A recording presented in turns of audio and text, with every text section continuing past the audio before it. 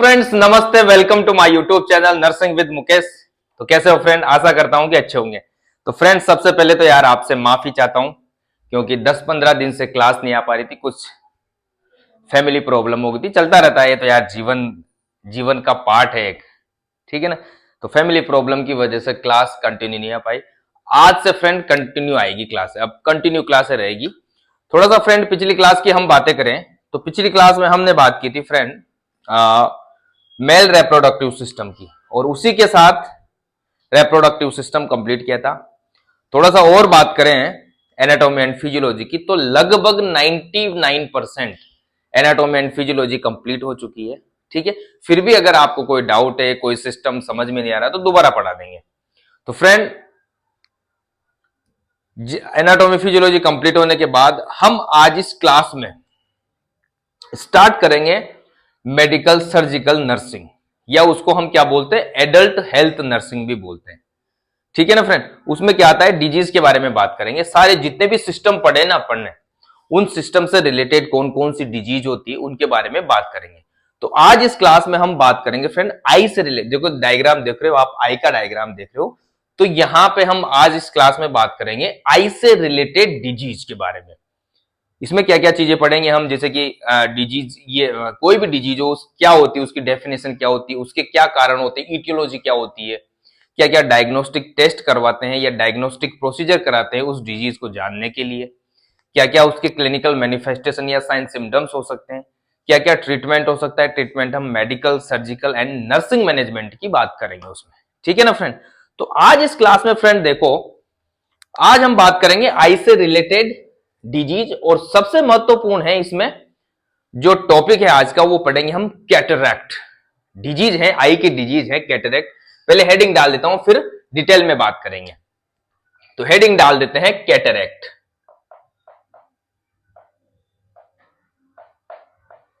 आज हम बात करेंगे फ्रेंड कैटरैक्ट की। क्या होता है कैटरैक्ट? हिंदी में मैं बात करूं, इसको हम बोलते हैं मोतियाबिंद। क्या बोलते हैं? मोतियाबिंद। नाम सुना होगा फ्रेंड, मोतियाबिंद सुना है ना नाम। कैटरैक्ट की मैं बात करूं यहां पे, या मोतियाबिंद की मैं बात करूं, इसमें क्या होता है आंख में, ये किसकी डिजीज है? लेंस। इसमें लेंस अफेक्ट होता है। इसमें क्या होता है फ्रेंड, इसकी डेफिनेशन की मैं बात करूं तो इसमें लेंस की ओपेसिटी हो जाती है। ओपेसिटी ऑफ द लेंस क्या हो जाती है? ओपेसिटी ऑफ द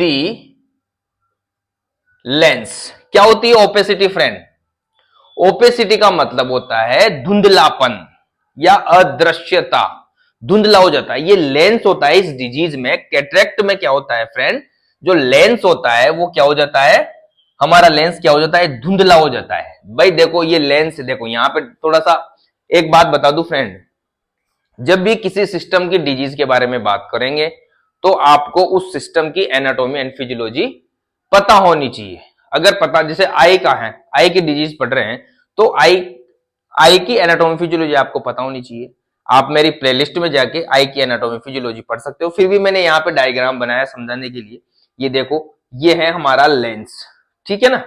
ये पिप्यूल हो गया, ये कॉर्निया है, ठीक है, ये आइरिस है, ये इनकी लेयर है, ये जो रेड कलर की बनाई है ये रेटिना है, ठीक है। एंटीरियर एंड पोस्टीरियर चेंबर, सारी अभी जो जैसे जैसे आता जाएगा तो मैं बताना चाहूंगा। फिर भी आपको पूरी एनाटॉमी एंड फिजियोलॉजी पता होनी चाहिए, तभी आप आगे डिजीज की तरफ बढ़ना।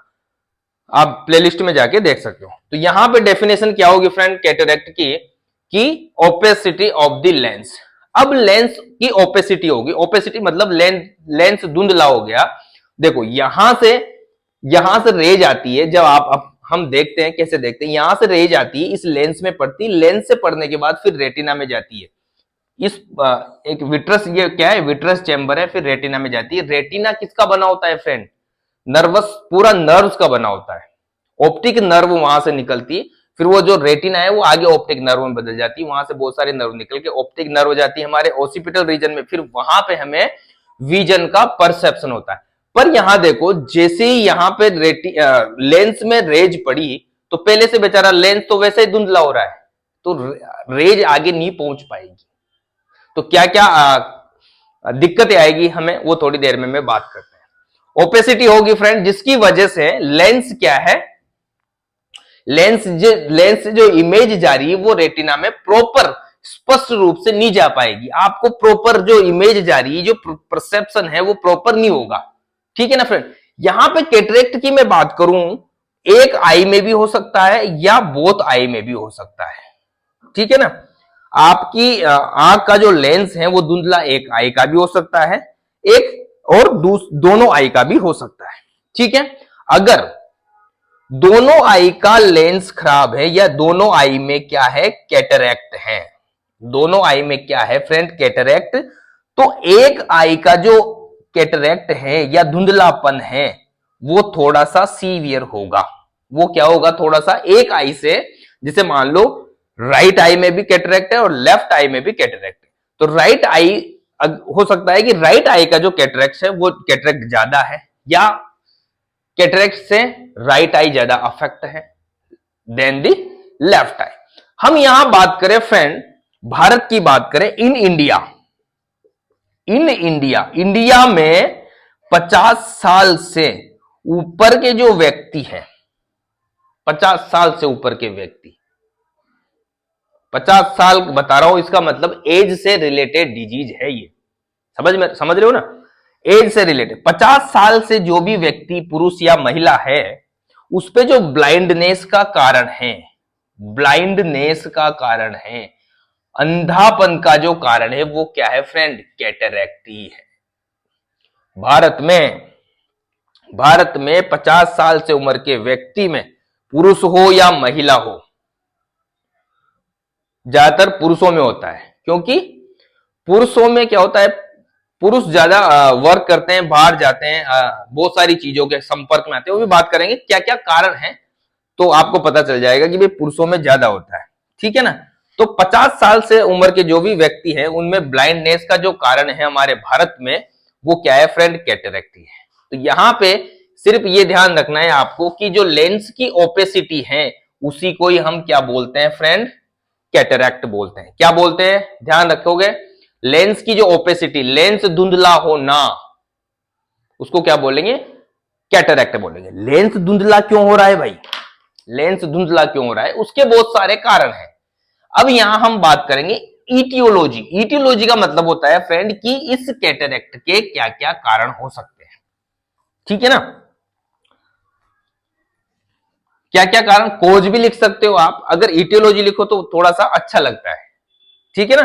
तो क्या क्या इटियोलॉजी होगी फ्रेंड, क्या क्या इटियोलॉजी होगी इस कैटरैक्ट की।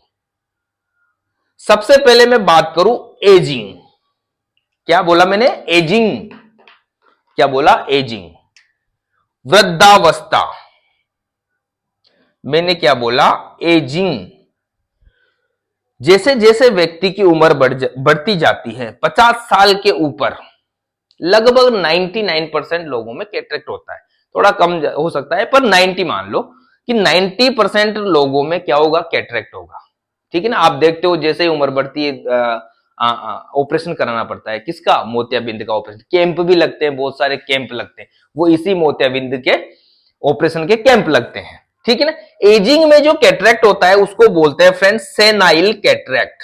क्या बोलते हैं, सेनाइल कैटरेक्ट। एज की वजह से जो कैटरेक्ट होता है, ज्यादा उम्र हो गई उसकी वजह से जो कैटरेक्ट होता है उसको बोलते हैं हम सेनाइल कैटरेक्ट। एक होता है हेरेडिटी, हेरेडिटी की वजह से, यानी जन्मजात, कंजेनाइटल, कंजेनाइटल कैटरेक्ट। बच्चा पैदा हुआ, पैदा होते ही उसकी आंखों में ये दिक्कत आ गई, कैटरेक्ट की दिक्कत आ गई। ठीक है। और क्या कारण हो सकते हैं, ट्रोमा, ट्रोमा, चोट लग गई हो आंख में, उसको बोलेंगे हम ट्रोमेटिक, ट्रोमेटिक कैटरेक्ट। क्या बोलेंगे मेरे दोस्तों, ट्रोमेटिक कैटरेक्ट। आंख में कोई चोट लग गई हो उसकी वजह से, दिखाई दे रहा है ना आपको, क्लियर दिखाई दे रहा है, वेरी गुड। आंख में कोई चोट लग गई हो उसकी वजह से अगर कैटरेक्ट होता है लेंस धुंधला होता है तो उसको बोलेंगे हम ट्रोमेटिक कैटरैक्ट। दूसरा, कोई आई डिजीज है, कोई आई डिजीज है आंख की, कोई आई डिजीज हो गई मान लो आंख में, और अदर, लेंस की नहीं, अदर कोई भी, जैसे मान लो प्यूपिल से रिलेटेड हो गई, कॉर्निया से रिलेटेड हो गई, रेटिना से रिलेटेड कोई डिजीज होगी, तो उस कंडीशन में अगर लेंस धुंधला होता है या कैटरैक्ट होता है तो उसको बोलेंगे हम सेकेंडरी कैटरैक्ट। क्या बोलेंगे मेरे दोस्तों? Secondary cataract. क्या बोलेंगे मेरे दोस्तों? Secondary cataract. और क्या क्या कारण हो सकते हैं? और हो सकता है डायबिटीज, डायबिटी डायबिटीज मेलाइटस, जिसको हम डीएम भी बोलते हैं। क्या बोलते हैं फ्रेंड?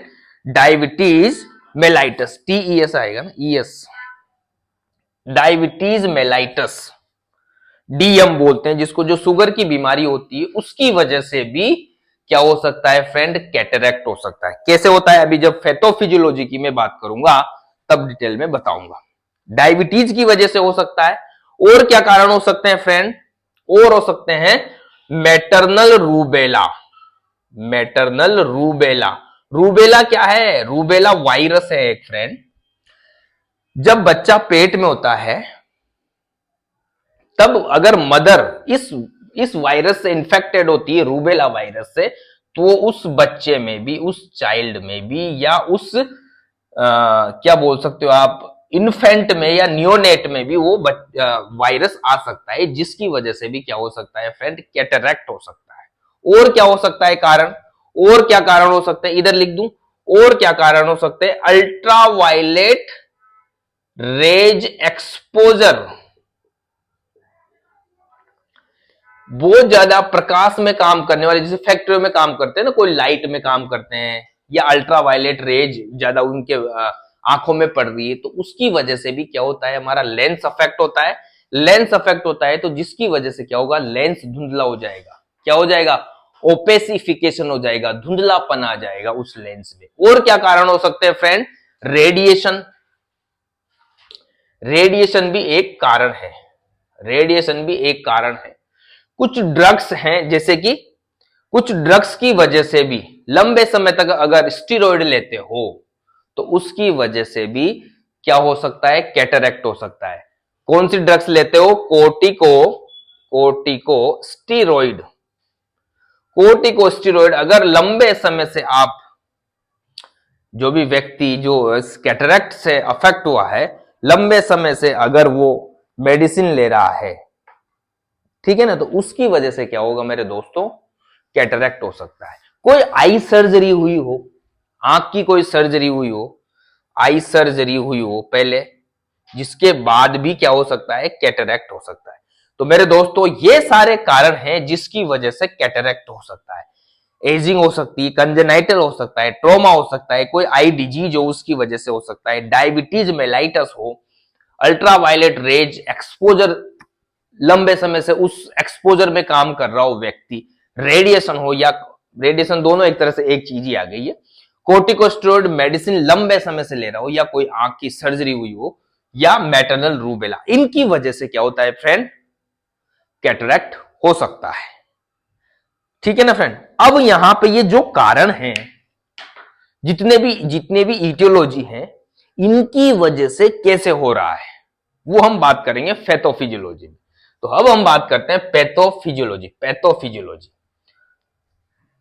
जैसे आपसे एग्जाम में कोई पूछे, जैसे बीएससी नर्सिंग का एग्जाम होता है तो उसमें पूछे कि भाई कैटरैक्ट के बारे में describe in detail cataract, cataract को डिस्क्राइब करो, तो ये सारी चीजें लिखनी पड़ेगी आपको। अगर ये लिख दोगे, जो जो मैं बता रहा हूं वो लिख दोगे, आपके पूरे में से पूरे नंबर, एक एक दो नंबर मान लो आप स्पेलिंग गलती कर दो तो आपकी गलती है, बट जो मैं बता रहा हूं अगर वो लिख दोगे ना फ्रेंड, तो आपके पूरे के पूरे नंबर हैं, कोई नहीं काटने वाला।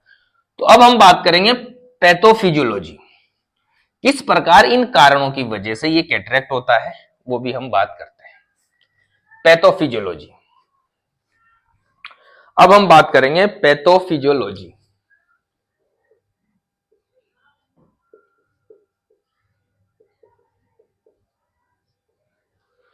पैथोफिजियोलॉजी। सबसे महत्वपूर्ण जो कारण बताया मैंने फ्रेंड, वो बताया था एजिंग। जब व्यक्ति वृद्ध हो जाता है तब ज्यादा चांस बनते हैं किसके? कैटरैक्ट के। एजिंग, एजिंग की वजह से क्या होता है मेरे दोस्तों, जैसे जैसे उम्र बढ़ती जाती है ना फ्रेंड, बहुत सारे चेंजेस होते हैं हमारी बॉडी में। तो क्या होगा? मेटाबॉलिक प्रोसेस चेंज हो जाएंगे। क्या हो जाएंगे? हमारे मेटाबॉलिक प्रोसेस क्या हो जाएंगे? चेंज हो जाएंगे। मेटाबॉलिक प्रोसेस या प्रक्रिया है वो जैसे ही चेंज होगी तो आंख, हर ऑर्गन अफेक्ट होता है हमारी बॉडी का, तो आंख भी अफेक्ट होगी। ठीक है ना?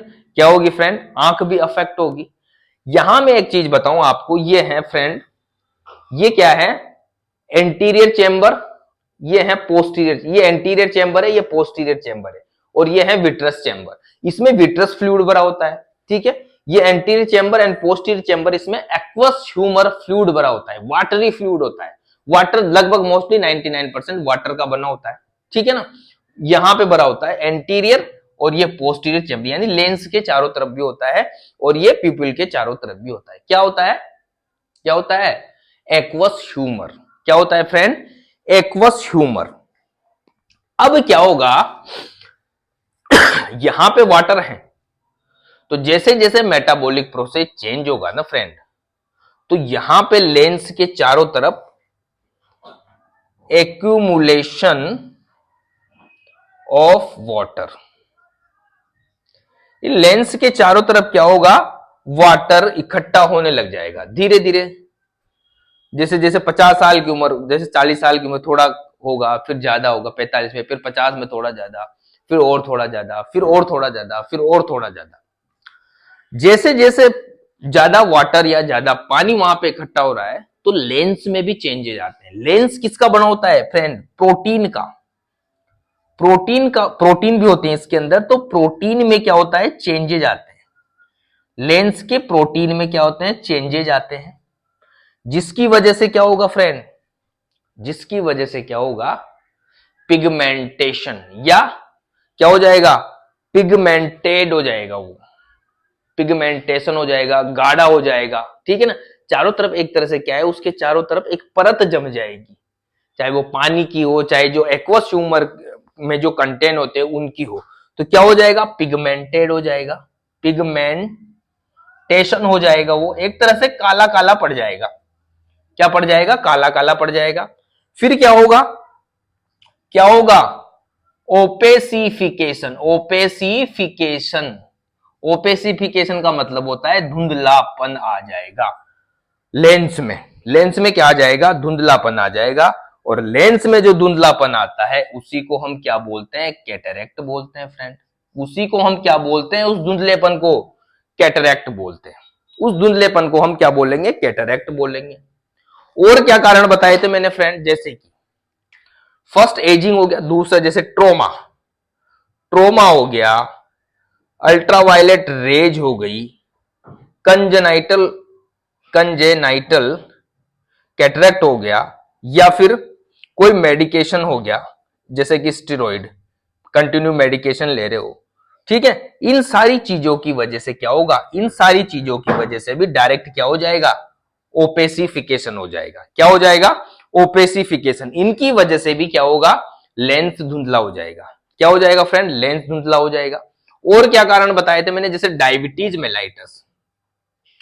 डायबिटीज मेलाइटस है कोई पेशेंट के, शुगर लेवल बढ़ा हुआ है, मान लो हाइपरग्लाइसीमिया है, तो ब्लड में शुगर लेवल बढ़ा है। ठीक है? शुगर यानी ग्लूकोज लेवल, ब्लड में ग्लूकोज लेवल बढ़ा है, तो एक्वस ह्यूमर में भी क्या होगा फ्रेंड? ग्लूकोज बढ़ेगा। ग्लूकोज बढ़ेगा प्लस वाटर बढ़ेगा, तो ग्लूकोज प्लस वाटर बढ़ेगा, तो इनकी परत एक तरह से क्या हो जाएगी? इस लेंस में जमा हो जाएगी। लेंस में जमा होके लेंस को क्या कर देंगे? ये लेंस का ओपेसिफिकेशन कर देंगे, लेंस को क्या कर देंगे? धुंधला कर देंगे। क्या कर देंगे फ्रेंड? लेंस को धुंधला कर देंगे। कौन? ये ग्लूकोज और वाटर। ठीक है? और क्या बताया था मैंने? कुछ कोई सर्जरी हो, कोई डिजीज हो, आई डिजीज, उसकी वजह से भी क्या होगा फ्रेंड? लेंस का ओपेसिफिकेशन हो जाएगा। तो इस प्रकार इन कारणों की वजह से कैटरेक्ट होता है। ये हो गए फ्रेंड पैथोफिजियोलॉजी।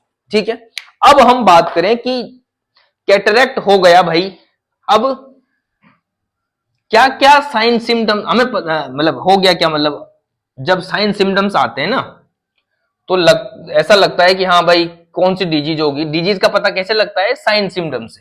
क्या क्या साइन सिम्टम्स आ रहे हैं उसके, ठीक है, क्या क्या लक्षण आ रहे हैं, ठीक है, उसको हम बोलते हैं क्लिनिकल मैनिफेस्टेशन।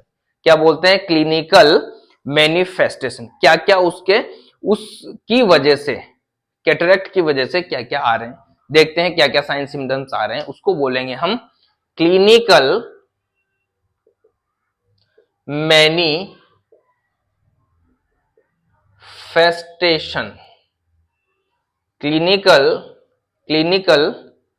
Clinical manifestation. क्या क्या मैनिफेस्टेशन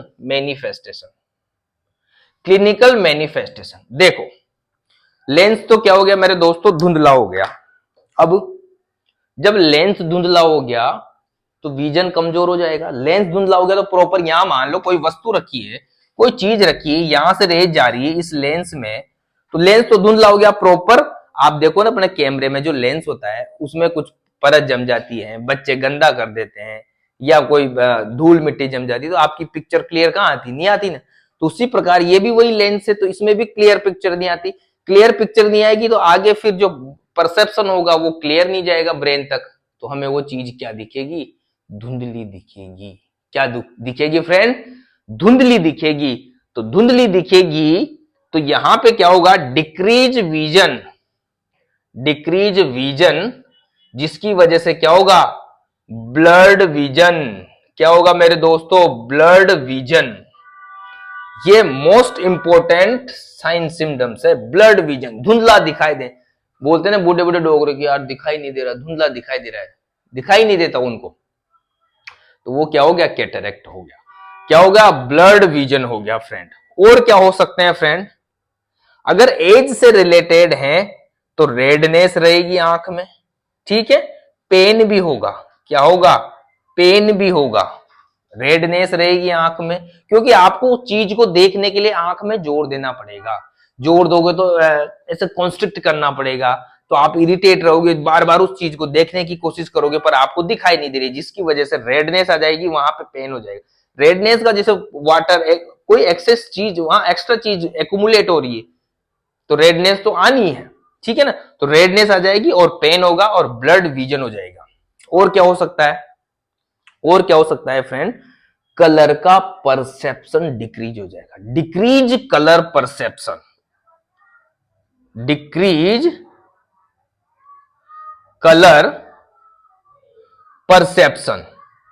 जो कलर का बोध है, क्योंकि कलर का जो बोध होता है वो यहां से आ रहा है, यहां लेंस जाएगा, फिर कहां जाएगा? रेटिना में जाएगा, पर यहां से धुंधला धुंधला धुंधला हो गया तो बन ही नहीं रहा, विजन ही नहीं बन रहा, तो रेटिना तक पहुंच ही नहीं पाएगा। तो जो परसेप्शन होता है ब्रेन में, ओसिपिटल रीजन में, जो हमारा विजन एरिया होता है ओसिपिटल रीजन में, वहां तक पहुंचेगा ही नहीं, तो हमें इस कलर का परसेप्शन नहीं होगा। डिप्लोपिया। और क्या साइन सिम्टम? डिप्लोपिया। डिप्लोपिया, आजा पिया, डिप्लोपिया। डिप्लोपिया, डिप्लोपिया मतलब डबल विजन। दो चीजें दिखाई दे सकती है आपको, एक चीज धुंधली दिखेगी बट डबल डबल दिख सकती है कि यार समझ में नहीं आ रहा क्या है ये। कैटरेक्ट जैसे होता है ना, एज जैसे इधर भी दिखाई दे रहा है, इधर भी दिखाई दे रहा है, मतलब आपका आप अचंभित हो जाओगे कि यार क्या है। तभी तो एक्सीडेंट ज्यादा होते हैं ना कैटरेक्ट वाले पेशेंट में, पता नहीं चलता उनको कैटरेक्ट होता है, बट एक आंख में अगर कैटरेक्ट तो पता ही नहीं चले, बाद में पता चलता है कि एक दो बार गिरने के बाद, ठीक है ना। डिप्लोपिया में डबल विजन हो जाएगा। और क्या होगा फ्रेंड? और क्या होगा?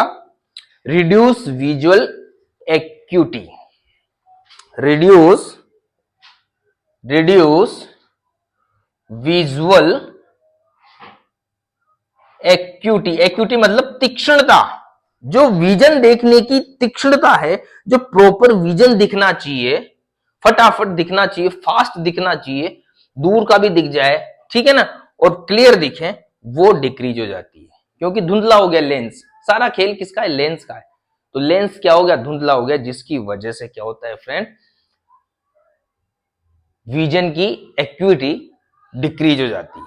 यहां पे मैं थोड़ी सी बात करूं फ्रेंड, जो कैटरेक्ट होता है ना, ऐसा नहीं होता कि अचानक से कम दिखने लग गया, नहीं, ग्रेजुअली होता है, धीरे धीरे होता है, ठीक है ना। पर हो सकता है किसी में फास्ट हो, किसी में धीरे हो। बहुत बहुत सारे व्यक्तियों के तो जैसे मान लो 50 साल की उम्र में थोड़ा सा कम दिखने लगा, ठीक है। अभी मेरे दादाजी थे, उनको प्रॉपर दिखता था। मेरे दादाजी की उम्र 90 के आसपास हो गई थी, पर उनका विजन एकदम क्लियर, दूर की देखो पास, उनको था ही नहीं कैटरेक्ट, ठीक है ना। तो वो डिपेंड करता है पर्सन टू पर्सन, कैसे कैसे धीरे धीरे बढ़ता है। किसी को 50 साल की उम्र में कम दिखने लग जाता है, फिर थोड़ा सा ज्यादा, फिर धीरे होता है, फिर धीरे धीरे। पर उनको ऐसा होता है ना, कई बार सर्जरी की जरूरत भी नहीं पड़ती, निकल जाती है उनकी जिंदगी। तो ये पर्सन टू पर्सन पे डिपेंड करता है। तो ये फ्रेंड ये हो गए क्लिनिकल मैनिफेस्टेशन, ठीक है। अब हम बात करें, ये चीजें आ रही है उसके, हो सकता है इनकी वजह से कोई और डिजीज हो। ये साइन सिम्टम डॉक्टर ने देखा, ऑप्थेल्मोलॉजिस्ट के पास गया कि सर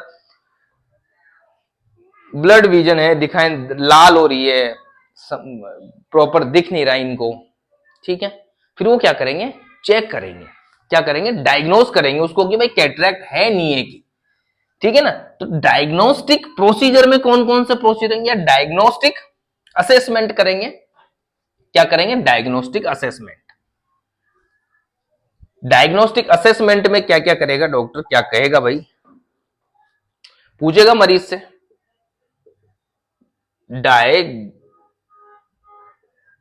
डायग्नोस्टिक असेसमेंट क्या कहेगा? वो पेशेंट की हिस्ट्री लेगा और फिजिकल एग्जामिनेशन करेगा। क्या करेगा? पेशेंट की हिस्ट्री तो लेगा ना, कि भाई क्या क्या दिक्कत हो रही है दादाजी, दादी, हिस्ट्री लेगा और फिजिकल एग्जामिनेशन। माताजी, माताजी क्या प्रॉब्लम है? माताजी क्या हो रहा है? साफ कम दिखाई दे रहा है, धुंधला दिखाई दे रहा है, समझ नहीं आ रहा, दो दो दिखाई देते हैं। तो डॉक्टर क्या करेगा? ऑप्थेल्मोलॉजिस्ट हिस्ट्री लेगा और फिजिकल एग्जामिनेशन करेगा। फिर लिया, उसके बाद उनके पास मशीनें होती है, ऑप्थेल्मोस्कोपी, ऑप्थेल्मोस्कोपी। ऑप्थेल्मोस्कोप होता है जिसकी वजह से आंख को देखा जाता है। ऑप्थेल्मोस्कोप होता है उसकी वजह से क्या देखा जाता है? आंख को देखा जाता है। क्या हो रहा है? डायरेक्ट, इनडायरेक्ट, दो तीन प्रकार की होती है। तो उस आंख को देखा जाता है। फिर आंख को देखने के बाद लेंस तक पहुंचते हैं कि हाँ भाई साहब आपके तो मोतियाबिंद है, बाहर से दिख जाता है कि एकदम व्हाइट पड़ जाती है वो आंख, ठीक है ना, दिख जाएगी वो आपको, ब्लैक ब्लैक दिखेगा, पिगमेंटेड दिखेगा, ठीक है ना, ऑप्थेल्मोस्कोप से। फिर और क्या? Slit lamp, slit lamp, slit lamp microscopy, microscopy. आप कभी अगर ऑप्थेल्मोलॉजिस्ट के पास गए हो तो वहां पे अपनी टुड्डी रख पाते ना ऐसे, बस इनमें देखो, यहां टुड्डी रख के, वो होता है स्लिट लैंप माइक्रोस्कोप। उसकी वजह से भी क्या देखा जाता है फ्रेंड? उसकी वजह से भी हमारी आंख को देखा जाता है। यहां पे, यहां से एंटीरियर स्ट्रक्चर को देखा जाता है, सारी यहां से एंटीरियरली आगे से देखा जाता है, किससे? Slit lamp microscopy. और किरेटोमेट्री, और क्या टेस्ट होते हैं? किरेटोमेट्री। किरेटोमेट्री में भी क्या होता है? इसको बोलते हैं ऑप्थेल्मोमीटर। किरेटोमेट्री में किसका यूज किया जाता है फ्रेंड? ऑप्थेल्मोमीटर। इस ऑप्थेल्मोमीटर, मीटर क्या करेगा? मेजरमेंट करेगा। मीटर जहां भी शब्द आता है मेजरमेंट करेगा। वो किसका मेजरमेंट करेगा? कोर्निया का। भाई कोर्निया में कोई दिक्कत तो नहीं है, कोर्निया का कर्वेचर कैसा है, ठीक है ना। ये जो कोर्निया है, क्योंकि आगे इसी का मामला होता है, आगे ये कवर करके रखता है, ठीक है ना, आंख को। तो ये क्या करता है? इसमें curvature of cornea, measurement of curvature of cornea, cornea के कर्वेचर का मेजरमेंट किया जाता है इसमें, ठीक है। इस प्रोसीजर में, कौन से में? किरेटोमेट्री में ऑप्थेल्मोमेट्री यूज किया जाता है। और क्या है? Visual field perimetry. इसमें क्या किया जाता है? ये प्रोसीजर का नाम है visual field perimetry. Visual field perimetry में क्या किया जाता है, इसमें कोज का पता लगाया जाता है। विजन लॉस जो हुआ, जो आपको कम दिखाई दे रहा है, उसका क्या कारण है? कैटरेक्ट है, किसकी वजह से हुआ है वो भी पता लगा सकते हैं। इसकी मेन तो किस, इसमें पता चल जाता है कि भाई हाँ कैटरेक्ट है, किस वजह से आपका विजन लॉस हो रहा है। कोई पहले से कोई डिजीज तो नहीं है, कोई आंख में कोई दिक्कत और दिक्कत तो नहीं है। तो ये विजुअल फील्ड पेरीमेट्री में क्या लगाया जाता है, ये जो विजन लॉस हुआ है उसका पता लगाया जाता है। ठीक है फ्रेंड, यहां तक कोई दिक्कत नहीं होनी चाहिए। अब हो गया, देखो डेफिनेशन होगी, इटियोलॉजी हो गई, क्लिनिकल मैनिफेस्टेशन हो गया, डायग्नोस्टिक असेसमेंट हो गया। ये डायग्नोस करेगा डॉक्टर, जैसे जाएगा वह आपके, जैसे आप डॉक्टर के पास जाओगे ये चेक करेगा वो। ठीक है, और भी दिखा सकता है वो नंबर पंबर। ठीक है ना। उसके बाद अब क्या क्या मैनेजमेंट, अब पता लग गया कि भाई कैटरेक्ट है, पता लगा लिया डॉक्टर ने, कह दिया दादी कैटरेक्ट है भाई, ऑपरेशन करनी पड़ेगो। अब देखो कैटरेक्ट का जो मैनेजमेंट है, हम 3 भागों में डिवाइड करेंगे उसको। 3 भागों में कैटरेक्ट के मैनेजमेंट को डिवाइड कर देते हैं। कितनी लंबी क्लास होगी यार, चल रही ना धड़ाधड़। चलो मजा आ रहा है। कमेंट करके बताना फ्रेंड कैसा लग रहा है, क्योंकि फर्स्ट क्लास है एडल्ट हेल्थ नर्सिंग या मेडिकल सर्जिकल नर्सिंग की। ठीक है ना। तो भाई साहब बात करते हैं हम मैनेजमेंट की। क्या मैनेजमेंट कर रहे हैं अब, मैनेजमेंट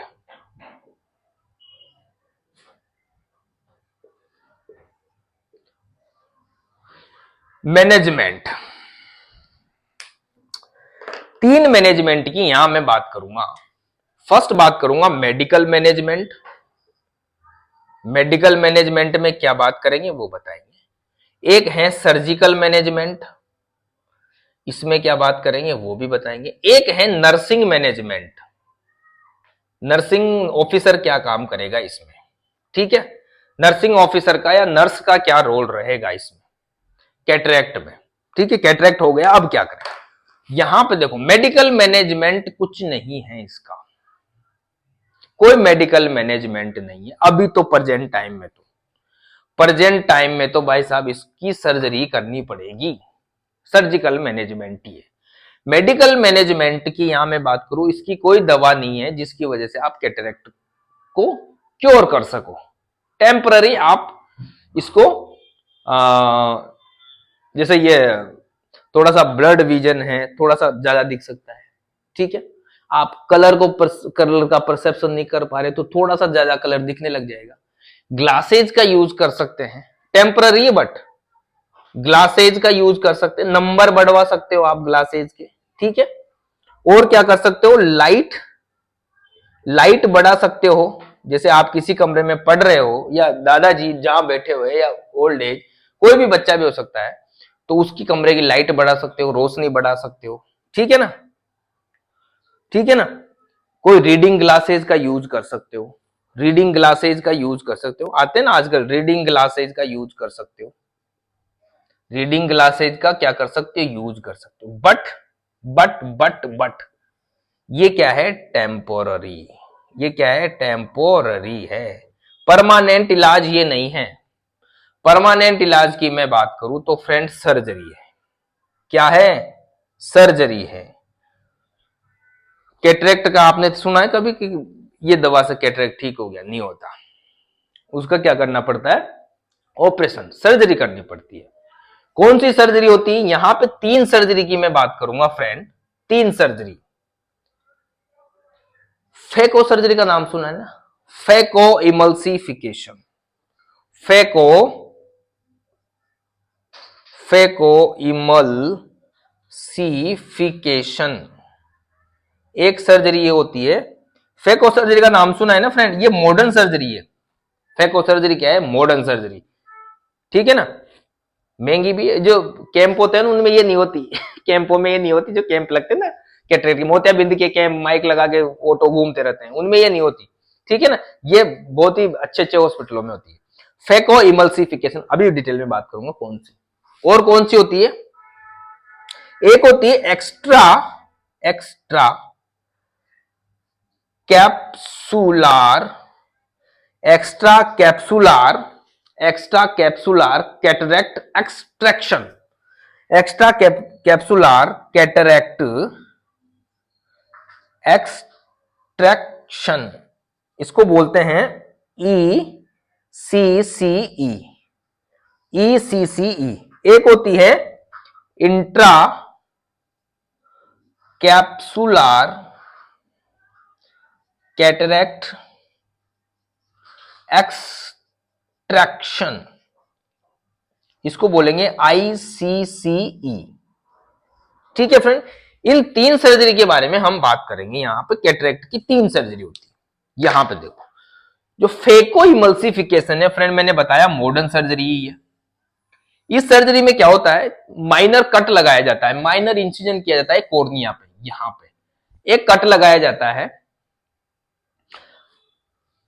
कट लगा के जो ये लेंस है फ्रेंड, ये लेंस जो धुंधला हो चुका है, जो एक परत जमी है ना उसके ऊपर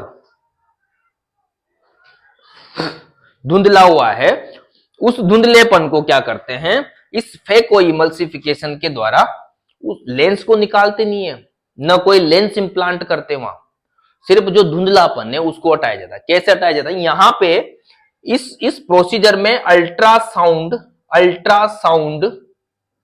प्रोब का यूज किया जाता है। किसका यूज किया जाता है, अल्ट्रासाउंड प्रोब का यूज किया जाता है। लेंस के पास जाके ये क्या करता है, वाइब्रेट करता है। वाइब्रेट करके वो जो आसपास इस लेंस के चारों तरफ जो कचरा जम चुका है, जो लेयर बन चुकी है, उसको तोड़ के सक्शन के द्वारा बाहर निकाल लिया जाता है।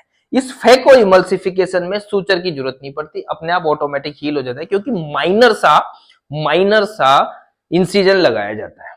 ठीक है ना, तो फेको इमल्सिफिकेशन में फ्रेंड लेंस को बाहर निकाला नहीं जाता। ठीक है, पूरा लेंस को नहीं निकालते, ठीक है ना, या न ही उसमें लेंस इंप्लांट करते, जो कचरा है उसको निकाल दिया जाता है। दूसरी सर्जरी का हम बात करें, एक्स्ट्रा कैप्सुलार कैटरैक्ट एक्सट्रैक्शन। एक्स्ट्रा कैप्सुलार, जैसे ये लेंस है, इसके चारों तरफ एक कैप्सूल बना हुआ है, इस कैप्सूल में ये क्या रहता है, लेंस रहता है फ्रेंड। तो इस प्रोसीजर में क्या करते हैं, इसमें देखो ये पुराना मेथड है, दोनों पुराने मेथड है, ये ज्यादा पुराना मेथड है इंट्रा वाला, ये ज्यादा पुराना है। ठीक है ना, एक्स्ट्रा में क्या करते हैं, कैप्सूल जो है उसको निकालते नहीं है, कैप्सूल को वही रहने देते हैं, जो लेंस खराब हुआ है उस लेंस को निकाल लेते हैं। इसमें थोड़ा सा इंसिजन बड़ा किया जाता है, ठीक है, क्योंकि लेंस को बाहर निकालना है ना, लेंस के छोटे इंसिजन से कैसे निकल के आएगा बाहर, तो छोटे इंसिजन नहीं, इसमें बड़ा इंसिजन लगाया जाता है और स्टिच भी लिए जाते हैं, इसमें टांके लिए जाते हैं। तो एक्स्ट्रा कैप्सुलार में मतलब कैप्सूल को छोड़ देते हैं, इसमें केवल लेंस को निकालते हैं और फिर क्या करते हैं, दूसरा लेंस इंप्लांट करते हैं। अलग अलग टाइप के लेंस होते हैं, ठीक है, अलग अलग नंबर के, अलग अलग पोस्ट के, जैसा भी आप डलवाना चाहो। ठीक है ना फ्रेंड, इसमें क्या होता है, तीसरी में intracapsular cataract extraction. Intracapsular cataract extraction में क्या होता है फ्रेंड, लेंस को विद कैप्सूल निकाल दिया जाता है। जो कैप्सूल बना हुआ है, ये ओल्ड मेथड है, पुराना जो सदियों से चला आ रहा है, इसी मेथड के द्वारा जो कैंपों में काम किया जाता है, पूरे को निकाला, पूरा डाला। ठीक है ना, इसमें पूरा कैप्सूल सहित निकाल लिया जाता है और दूसरा क्या किया जाता है, लेंस इंप्लांट किया जाता है। क्या किया जाता है, लेंस इंप्लांट किया जाता है। ठीक है ना, तो इसमें क्या होता है पूरा, और इसमें भी इंसिजन बड़ा होता है, स्टिच की जरूरत पड़ती है। ठीक है, अब यहां पे नर्सिंग मैनेजमेंट की थोड़ी देर में बात करूंगा मैं। देखो सर्जिकल मैनेजमेंट हुआ है, सर्जरी हुई है, तो सर्जरी में तीन चीजें होती है फ्रेंड, या यूं बोल सकते हो perioperative care. Perioperative में तीन चीज आती है, ऑपरेशन से पहले प्री ऑपरेटिव केयर, उसमें क्या क्या किया हमने, प्री ऑपरेटिव मैनेजमेंट में क्या किया, इंट्रा ऑपरेटिव में तो ये ऑपरेशन हो गया, ये सर्जरी हो गई, और पोस्ट ऑपरेटिव केयर या पोस्ट ऑपरेटिव मैनेजमेंट, तो ऑपरेशन के बाद किन किन चीजों का ध्यान रखना है, या क्या क्या उसको ड्रग्स प्रोवाइड करनी है, क्या क्या चीजें उसको, क्या एजुकेशन प्रोवाइड करनी है, वो सारी बात यहाँ करते हैं। ठीक है ना, तो सर्जरी होती है तो वहां पे हमें हमेशा लिखना है कि प्री ऑप में मैंने क्या किया। अपन करते हैं ना, अगर आप हॉस्पिटल में कभी काम किया हो तो पेशेंट की कोई सर्जरी होती है उसको तैयार करवाते हैं, ठीक है ना, फ्री ऑफ मेडिकेशन देते हैं, ठीक है ना, क्या क्या करते हैं वो सारी बात यहां करता हूं, ठीक है ना फ्रेंड। तो यहां पे हम बात करें, दो चीजों की बात करेंगे, क्योंकि इंट्रा ऑपरेटिव तो सर्जरी चल ही रही है, तो वो तो उस टाइम केयर होगी ओटी में, ऑपरेशन थिएटर में। बट हम बात करेंगे pre operative, pre operative and post operative. Pre operative में क्या ध्यान रखेंगे, pre operative, pre operative, pre operative में क्या ध्यान रखेंगे। सबसे पहले फ्रेंड ध्यान रख लेना, जब भी कोई सर्जरी होती है, पेशेंट को वार्ड में एडमिट करते हैं ना, एक दो दिन पहले वार्ड में एडमिट किया, उस सबसे पहले हम क्या करते हैं, कंसेंट लेते हैं, कंसेंट लेते हैं ना, पता है ना आपको, साइन करवाते हैं रिलेटिव की, भाई साहब कंसेंट में साइन कर दो, घबरा जाते हैं बेचारे। घबराना नहीं है, वो एक फॉर्मेलिटी करनी होती है, हो सकता है कुछ दिक्कत हो जाए, ठीक है ना, पेशेंट पहले से ही कोई डिजीज से हो, कोई कार्डियक मेडिसिन चल रही हो, तो उसकी वजह से वो घबरा जाए और उसकी वजह से मौत हो जाए, तो कंसेंट जरूरी। कंसेंट लिया, ठीक है, आई में वैसे पार्ट प्रिपरेशन की जरूरत नहीं होती, ठीक है ना, इतना इसमें कुछ नहीं होता। आंख तो वैसे ही कुछ पार्ट प्रिपरेशन किसके करेंगे, जहां पे बहुत सारे बाल हो, हेयर हो, ठीक है ना। कंसेंट ले लिया, फिर यहां पे क्या करेंगे friend, xylocaine test. Xylocaine test क्यों करेंगे, क्योंकि यहां पे लोकल जो अनस्थीसिया दिया जाता है, लोकल अनस्थीसिया जो दिया जाएगा वो जाइलोकेन का ही दिया जाएगा। आंख में देते हैं ना लोकल अनस्थीसिया, वो किसका दिया जाएगा, जाइलोकेन का। तो जाइलोकेन का टेस्ट करते हैं कि भाई बाद में कोई रिएक्शन नहीं हो जाए, ठीक है ना, टेस्ट करते हैं ना सबक्यूट, तो वो टेस्ट करते हैं जाइलोकेन टेस्ट। उसके बाद कोई भी पेशेंट अगर डिजीज से ग्रसित है, कोई बीमारी जैसे उसको डायबिटीज है, हाइपरटेंशन है, या कोई भी अदर एपिलेप्टिक मेडिसिन ले रहा है, तो वो मेडिकेशन देनी है, वो क्या करनी है, मेडिकेशन देनी है, ठीक है। सर्जरी से पहले मेड्रेटिक एंड मेड्रेटिक एंड साइक्लोप्लेजिक ड्रग्स दी जाती है। साइक्लोप्लेजिक, मेड्रेटिक मेड्रेटिक एंड साइक्लोप्लेजिक ड्रग दी जाती है। इसका एग्जाम्पल मैं बताऊं, ट्रोपिकामाइड। ट्रोपिकामाइड नाम सुना है ना आपने, ट्रोपिकामाइड आई ड्रॉप डालते हैं आंख में, कोई भी आंख में कोई भी दिक्कत होती है, अगर आंख को हम दिखाने जाते हैं तो डॉक्टर बोलता है कि भाई ये दवाई डालो, जिससे क्या होता है, पिप्यूल डायलेट हो जाता है। ये जो पिप्यूल है ये डायलेट हो जाएगा, डायलेट हो जाएगा तो ये लेंस दिखेगा, पूरी आंख आपकी प्रॉपर दिखेगी। तो यहां पे ये जो ड्रग्स हैं ये क्या करती है, प्यूपिलरी डायलेशन का काम करती है। क्या काम करती है, प्यूपिलरी डायलेशन। साइक्लोप्लेजिक, प्लेजिक मतलब पैरालाइसिस, किसका पैरालाइसिस कर देती है, ये सीलेरी मसल है, ये इसको पैरालाइसिस कर देती है, ये कॉन्ट्रैक्ट रिलैक्स हो जाती है, पैरालाइसिस होते हैं रिलैक्स हो जाती है, और ये क्या है, आइरिस ढीला पड़ जाता है, जिसकी वजह से क्या है, ये क्या हो जाता है, डायलेट हो जाए। क्या डायलेट हो जाएगा, पिप्यूल डायलेट हो जाए, जिससे क्या है, पूरी आंख इंट्राओक्युलर जो एग्जामिनेशन होगा, इंट्रा ओकुलर का, आंख के अंदर का जो एग्जामिनेशन होगा वो आसानी से कर पाएंगे। तो यहाँ पे दो ड्रग्स ध्यान रखना, मेड्रेटिक एंड साइक्लोप्लेजिक ड्रग्स देते हैं बिफोर सर्जरी, ठीक है। पेन किलर भी देते हैं, जैसे एनएसएआईडी,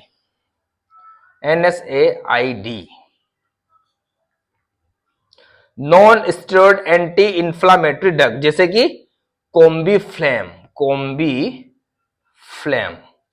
या आइबुप्रोफेन प्लस पीसीएम, पैरासीटामोल, या पीसीएम नहीं आएगा इसमें, या एस्प्रिन भी इसमें आते हैं एनएसएआईडी में, ठीक है ना फ्रेंड। तो ये ड्रग्स देते हैं दर्द वर्द की वजह से, दर्द नहीं हो, ठीक है। और देखो कई बार ऐसा होता है ना, वो सर्जन पे भी डिपेंड करता है कि वो कौन सी ड्रग दिलवा रहा है। कई बार पहले एंटीबायोटिक भी दिला देते हैं, सिप्लॉक्स आई ड्रॉप दिलाते हैं, डालते हैं, ठीक है ना। तो प्री ऑप में हमें ये चीजें ध्यान रखनी है, प्री ऑपरेटिव केयर में। हाँ, सर्जरी से एक दिन पहले नाइट में उसको anti anxiety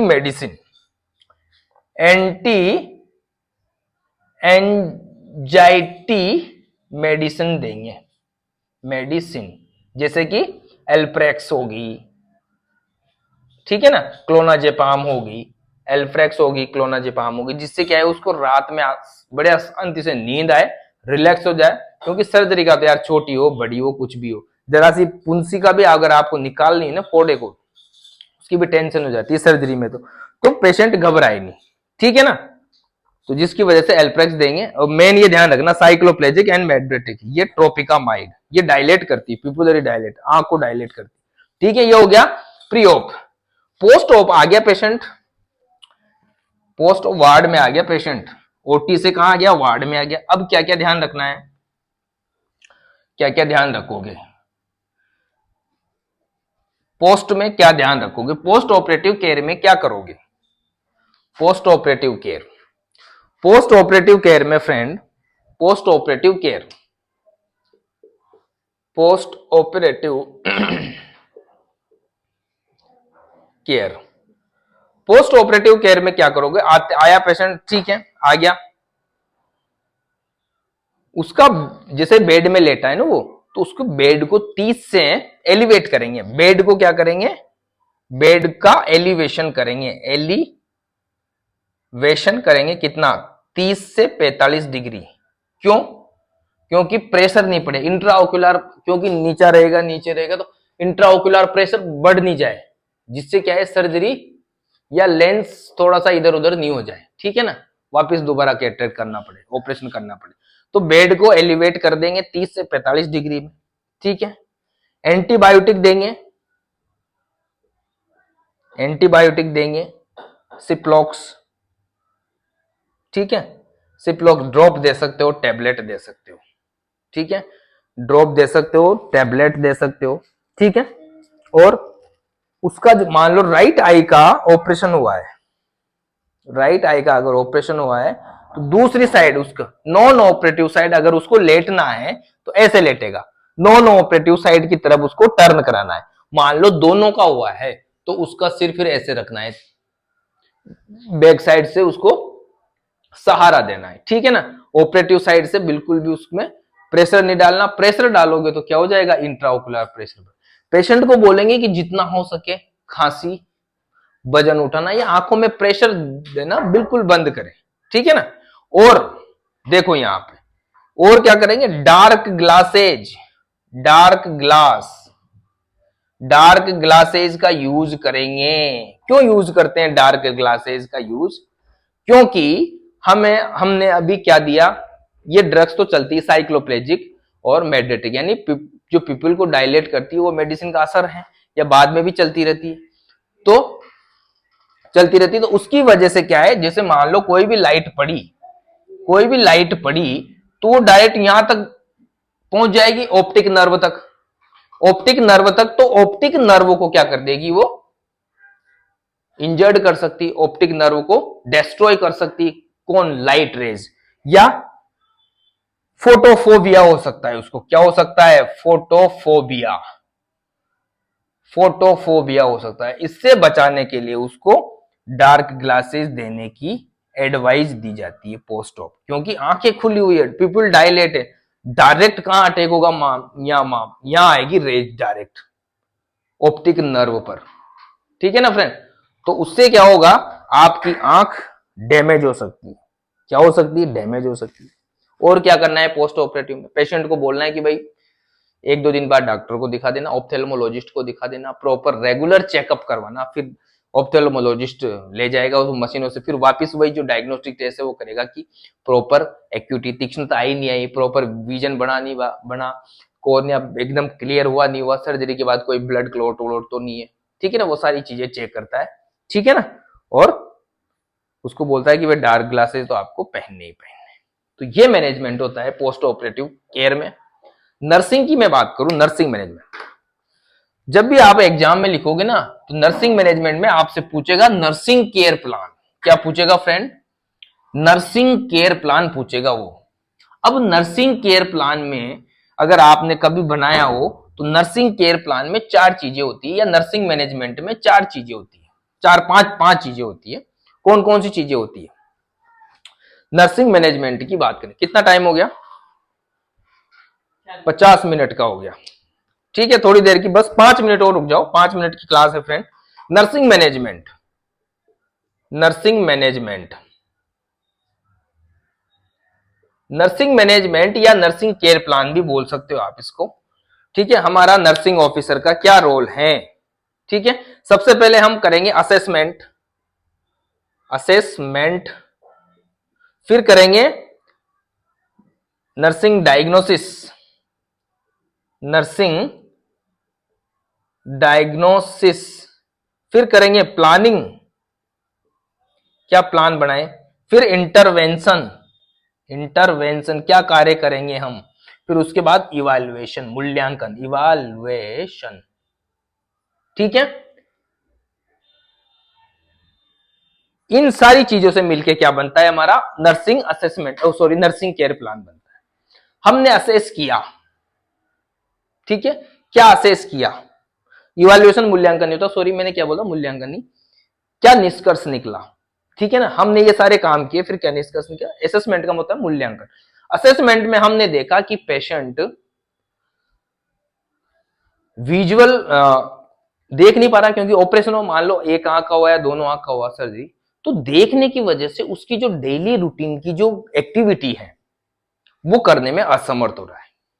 daily daily living activity उसकी क्या हो रही है, अफेक्ट हो रही है फ्रेंड, क्या हो रही है, अफेक्ट हो रही है। एक चीज तो ये देखी हमने, दूसरी देखी कि वो एंजाइटी में है, क्या है, एंजाइटी में। क्यों है एंजाइटी में? क्योंकि उसको पता नहीं कि ये सर्जरी में क्या होगा, आगे कुछ हो जाए, आंख खराब हो जाए मेरी।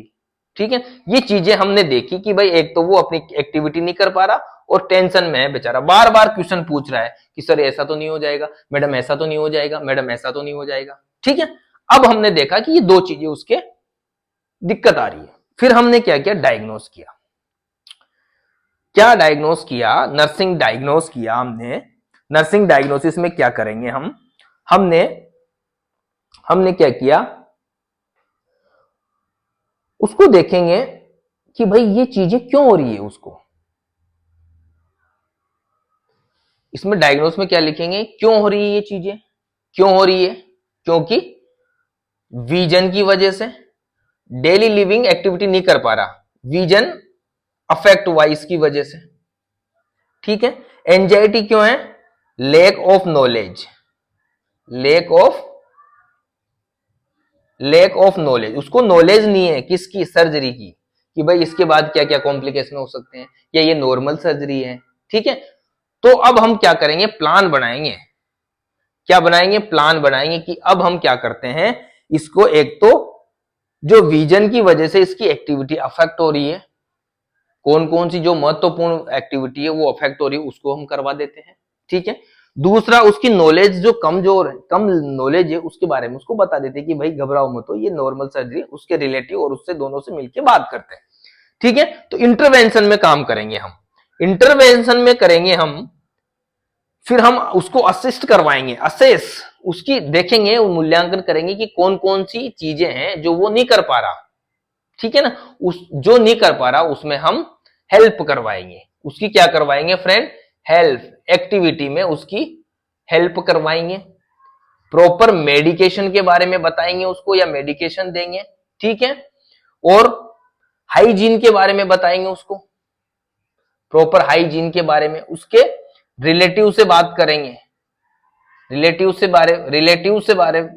से और पेशेंट से, दोनों से डिस्कस करेंगे इस सर्जरी के बारे में कि भाई घबराने की आवश्यकता नहीं है, हम हैं, टेंशन मत लो, कुछ नहीं होने वाला, नॉर्मल सर्जरी है। ठीक है ना, और क्या करेंगे, जो भी मेडिसिन है उसको घुमाएंगे फिराएंगे, थोड़ा सा वो चल नहीं, मान लो आंखें दोनों बंद है, चल नहीं पाए, थोड़ा हाथ पकड़ के घुमा सकते हो, तो प्रोवाइड एम्बुलेटरी केयर, उसको एम्बुलेटरी केयर प्रोवाइड करवाएंगे, एम्बुलेटरी केयर प्रोवाइड करवाएंगे।